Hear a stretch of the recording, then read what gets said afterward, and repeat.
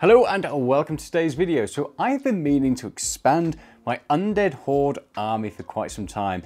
And when Highlands Miniatures announced their kind of update to their skeleton units that come with the welcome pack and a whole new wraiths and everything else, I decided I wanted to paint those up. But I figured I wanted to also experiment a little bit and try out a few different techniques. So we'll cover those off in this video and just go over what I kind of put together and I guess the end result.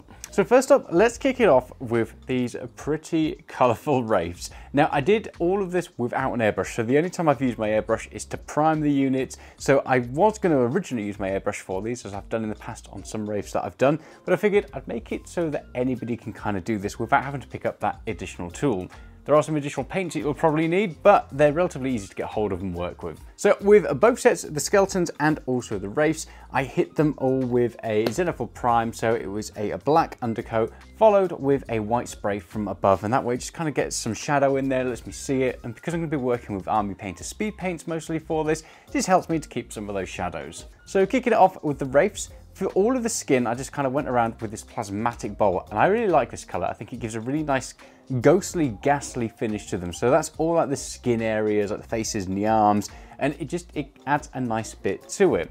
Afterwards, I was going to use Hive Dweller Purple for the speed paint, but I didn't like it. I tried it on one unit and it just looked dark. There wasn't enough contrast in there, and I figured I need to go back in and do quite a bit more. And that's why I decided I was going to get wild and do a bit of experimenting. So I popped out the oil paints. Now, if you've watched anything on this channel, you know that I tend to use an oil wash. I really enjoy it. I find that I get some really good results, but I wanted to try playing about with this.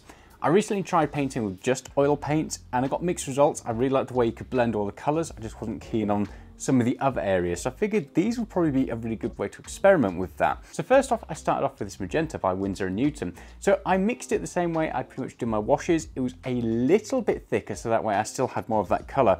Pop that pretty much all over the model, so including the weapons and the armor and the face and everything else. And at this stage, I already really liked the result I was getting. The way that kind of Zenithal Prime and the oil wash worked looked very nice. There was a lot of contrast there, a lot of separation of colors, but a decent amount of tint to it as well. So I liked the results so far. Afterwards, I then mixed up another oil wash of this Viridian hue, and I started kind of hitting the edges, so where I kind of expected the fade out to be. So the edges of the cloaks, some of the folds as well, some of the highlight areas that I wanted to have this kind of greenish tint. And then afterwards, I went back in and I started blending.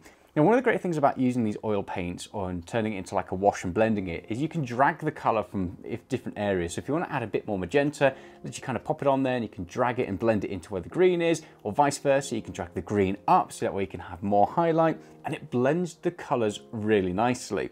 Because they were still wet, you can also go back in there and really rub off some of the areas, so that way it goes from like a purple transition into the green and then into the white from the Zenithal underneath it as well. And in my opinion, the end result was really good. It gave me some really nice smooth blends without much work, and it gives you a good bit of practice as well for wet blending, which I've never really done much of.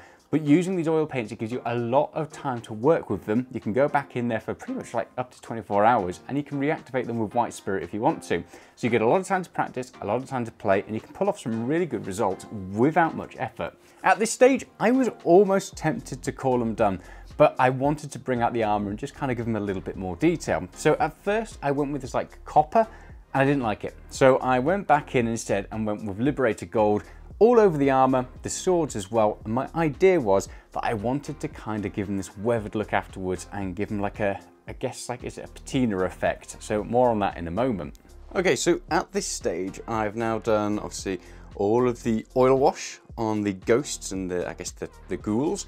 I really like the way they came out. I tried like a rust effect on all of the armor and everything, but it just looked like a really dull copper. And I decided I thought I'd go for this this gold.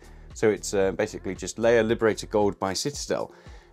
And then my thoughts were I was going to kind of rust it down or give it a patina effect. I think that's what they call it. So I'm going to go with this obviously oil wash instead. I'm going to mix it up, and this is Emerald Green by Winsor & Newton.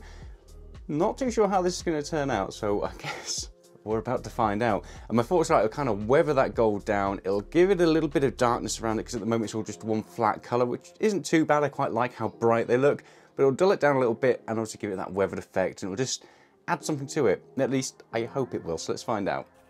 So thankfully, throwing over the oil wash with this like a minty green, I actually think it looks pretty good. In hindsight, I would probably also go back in with a black or maybe a darker color just to give that sort of like panel separation and everything, but actually it does give it this kind of nice bright gold that matches the rest of the unit, but it also has that weathered, like not really looked after, rusting type gold. I don't know if it really does have that effect in real life, but I like it. I think it looks pretty good. Like I said, the only thing I would probably change is go back in with a darker color maybe beforehand, just so that way I can get some panel separation, and then maybe hitting it with this kind of rusting weathered effect. Once all of that was done, I literally just went back in there and based them all. It's my standard base of tea leaves mixed in with PVA, brown paint, and some polyfiller.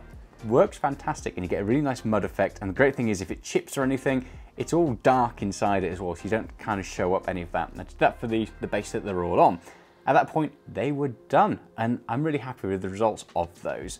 So let me know in the comments below, would you change anything about these apart from like the panel separation? Do you like the colors, and do you like the idea of working with oil washes? I think they get some really fantastic results with relatively little effort. So putting those aside, let's go on to the skeletons. And there's not much to say about these. I painted them up pretty much the same way you would paint any skeletons. I kept switching between Citadel Contrast Paints Skeleton Horde and also Army Painter Speed Paint Pallid Bone. And the reason for that is I'd used an ink for my Zenithal highlight, and the speed paint kept on reactivating that in some areas. The contrast paint didn't seem to have that issue, but I preferred the smoothness of the pallid bone. So yeah, I just kind of kept switching between them. I was really indecisive, but you could work with either of those. Once that was done, it was a really easy case of hitting them all with some hardened leather speed paint and going over all sort of like the areas like the spear shafts, also like their kind of tattered cloaks or anything like that. Just any areas that you wanted that fabric to be on. Don't worry that they're all going to look samey. We're going to kind of mix it up and give them some highlights later on, so that way the final details will contrast. And then afterwards, I did my standard Gravelord grey for anything that's meant to be metallics, like the helmet, the sort of like shield rims, the spear shaft as well. And then once that had dried, I just hit it with a bit of a dry brush of this plate metal, which is by Army Painter. And that way you don't have to use too much metallics. If anybody's watched the channel for a while, I hate working with metallics. They're just a pain to work with sometimes. But with this, you can kind of dry brush some of those highlight areas. It just makes it look like worn metal, in my opinion. I like the effect of it. Once that was done, I hit them with a black oil wash and went all over it just to kind of give that separation between the bones. They'd started to get a bit darkened down and everything, and I liked what I was seeing at this stage. However, it was time to experiment, and this has been something I've been wanting to do for quite a while. I want some good blood effect, and I originally was going to try it with my zombies from Highlands Miniatures. So I picked up the technical paint by Games Workshop, the blood, and I was relatively disappointed. It looks all right when it's on the models, but it's quite flat, and I wanted something that's going to be all messy and gory and all over the place, and that just wasn't it. So I picked up this Uhu glue. I've seen it on a few other channels, and other creators have used this in the past. I mixed it together. I was really happy with the results. Now you need to be relatively quick with this stuff. That's one thing I learned straight away. You just mix it up till you get the consistency that you like. Try to use something relatively old because it's going to be horrible. So the makeup sponges I just used the plastic out of that, then start mixing it up and applying it. And it's great. It's really stringy and sticky. It's like really lovely cheesy pizza, you know, when you go, and it like stretches, and yeah, you know what I'm talking about. You get all of that on this.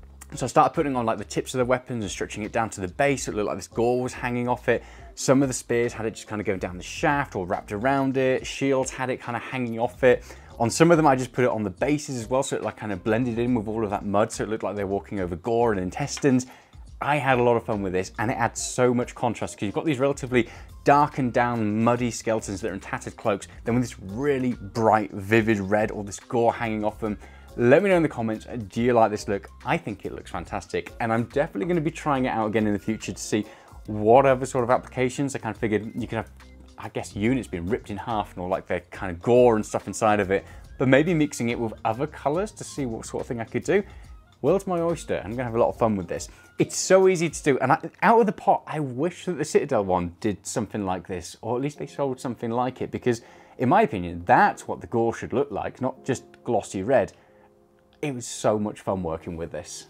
So that's my skeletons. And the final one, and this one's really easy to do. Basically, Highlands Miniatures did kind of, I guess, an homage to the ring wraiths. And there's no way I was going to pass this up because Nazguls go.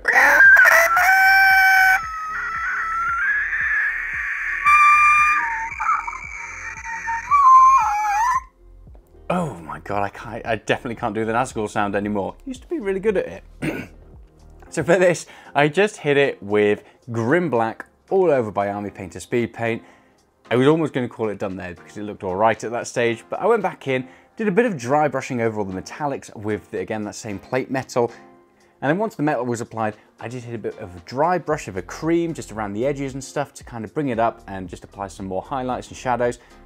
And then I left it. I could probably do more, but I think it looks pretty good on its own, so I'm not going to mess about with it. So those are my additions to my Undead Horde. I really like them. Together they probably don't blend like the two types of regiments I've got there, but actually I think the contrast between these really bright ghosts versus these kind of dark and horrible grimy skeletons with all the blood all over them, I like it. I had a lot of fun with these. They were really, really good fun to play with. Some of you might be noticing that I also had these like spectral horses that I printed off by Highlands Miniatures. I need to do a bit more work with them just because a lot of them were only supported with like one hoof on the floor and a leg, and because I'm using ABS light resin, I don't know if that's caused the issue, but they start to flex over, so I had a lot of drunk horses. So I just need to build up the bases, and maybe in a future video I will paint those up. Let me know in the comments below, what would you have done differently? Share those tips as well with me. It always helps me to grow as a painter, but it also helps everybody else in the hobby as well. Do you like them? Do you not like them? I'm really happy with the results, especially that blood. I think it looks great. And the oil blends on these wraiths, very happy with them. So you can pick these up from Highlands Miniatures. They have a My Mini Factory store. They also have a monthly Patreon where you can get all sorts of amazing different sculpts. This isn't sponsored, they're not free or anything. I pay for it, I subscribe to it myself, but they're one of my favorite creators just because they do so many amazing like regiments and armies. So if you're into that army painter and war gaming and everything else, they're a fantastic company to check out. Hope you've enjoyed that video. Hit the like and subscribe button because it just really helps the channel to grow. If you're looking to buy any of these things that I've used, links should be down below. Helps me out as well to get a bit of a kickback, doesn't cost you any extra. But in the meantime, I will see you soon. Bye. Ring race. Ring race. I've lost it.